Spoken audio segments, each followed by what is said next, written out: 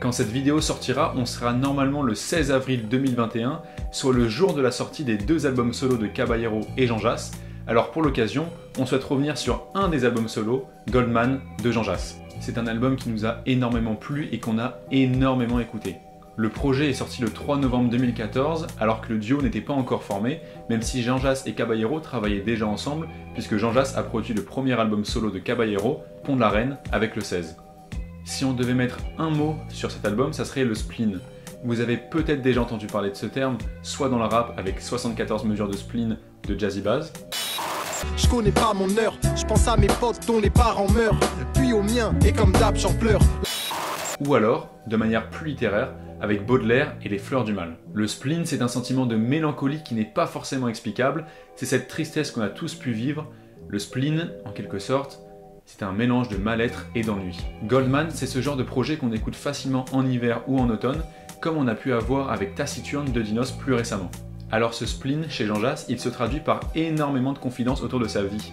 D'ailleurs, le mot « vie » revient à de très nombreuses reprises dans ses textes, et dès le premier morceau, on comprend qu'il y accorde de l'importance à cette vie, mais en même temps, qu'il en est loin d'être satisfait. Oh merde, je perds du fric, j'ai besoin d'air, la vie me coûte, j'espère que la mort est moins chère. Alors on pourrait vous ressortir encore beaucoup de phrases dans ce style puisque l'album en regorge, mais pour moi il y a 2 morceaux qui illustrent parfaitement ce spleen, c'est Mes jambes et Un truc, le morceau qui clôture l'album. Rien qu'avec les prods de ces 2 morceaux, on rentre parfaitement dans l'ambiance de Jean Jass. De là, Jean Jass va nous parler de son besoin de se retrouver seul pour échapper à ses soucis et à ses inquiétudes. Ça paraît irréel, j'ai compris qu'en cherchant la solitude, je retrouve un peu de liberté. Je suis ce solitaire ordinaire qui cache ses troubles sous une douce couche de politesse. Ce sont donc 2 morceaux dans lesquels il va énormément parler de sa vie et des constats tranchants qu'il a pu en faire, et de là, il va en tirer des leçons qu'il nous livre ensuite. Des fois j'accuse le coup, je me dis que ma petite femme aime à moins que rien, plus que tout. Gars, ça sert à rien de voir les choses en grand, essaye plutôt de voir les choses en face. Je veux pas briser tes rêves, la vie s'en chargera. Alors on en arrive là avec un Jean Jass qui se livre énormément face à nous. Sauf qu'avec cette mélancolie s'accompagne aussi une certaine détermination pour changer de style de vie. Et cette détermination, elle s'articule autour de ses rêves qui sont très importants. Et briller comme une jeune étoile, même si j'ai peu d'espoir, mais sans mes rêves je fais quoi? Le gagnant, ce sera peut-être moi. Mon oncle Youssef m'a souvent dit qu'un homme sans rêve est mort, je suis toujours en vie. Avoir des rêves, c'est bien, mais se donner les moyens d'y arriver, c'est mieux. Et ça, Jean Jass l'a très bien compris puisqu'il l'explique dans le refrain de Viande grillée. Ne laisse pas filer ta chance, souviens-toi point qui c'est t'attend. C'est dans le même morceau qu'il disait ceci. Bosse comme un forcené, bordel on veut notre blé. Et s'il y a bien un domaine où le Jass excelle, c'est le rap bien sûr, et ça il va nous le montrer grâce à 2 procédés qu'on retrouve dans ses textes. Le premier, c'est la comparaison qu'il va faire avec 2 domaines, dont le rap, bien sûr, avec lequel il va se comparer au meilleur. Ça, on va le voir avec 2 phrases. La première, c'est dans Pippo Inzaghi. Certains disent quand Jass impose, on croirait entendre du Nasir Jones. Nasir Jones étant le vrai prénom de Nas, selon certains, Jean Jass a atteint le niveau d'une légende. Et ça, c'est quelque chose qu'il espérait depuis longtemps, comme on l'apprend à la fin de l'album, dans Un truc. J'étais le roi des naïfs sous le préau hier, je rêvais d'avoir le flow de Nasir dans Memory Lane. Et puis le second élément, c'est un thème qui revient énormément dans ses textes, puisqu'il appellera même son nouvel album Hat-Trick, c'est donc le football.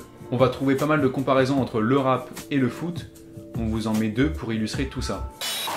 Mon rap c'est une semelle de Roykin, puis une semaine de morphine.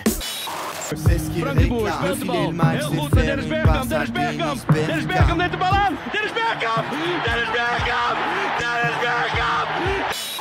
Le second procédé qu'il va utiliser pour parler de son rap, c'est bien évidemment l'ego trip, un procédé qui est utilisé par énormément de rappeurs, parce que c'est vrai que c'est quand même sympa de se mettre en valeur.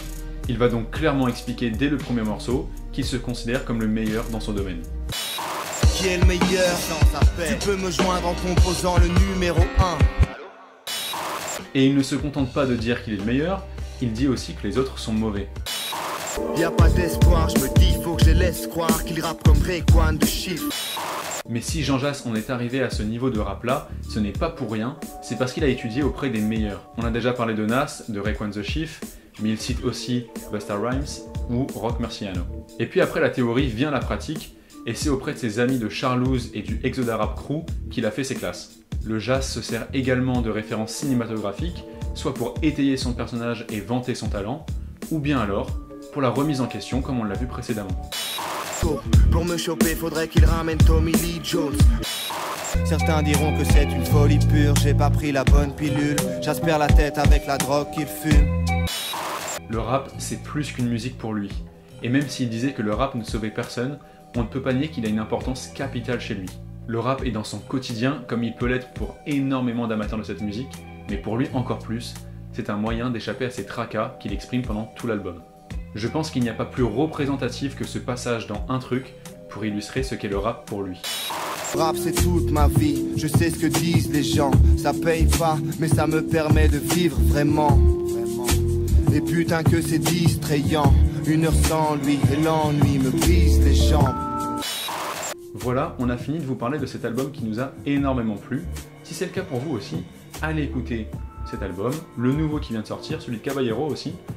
Et nous, on se retrouve bientôt pour une nouvelle vidéo. Si ça vous a plu, n'hésitez pas à liker, à partager, à vous abonner. Vous connaissez la chanson. Et on se dit à bientôt.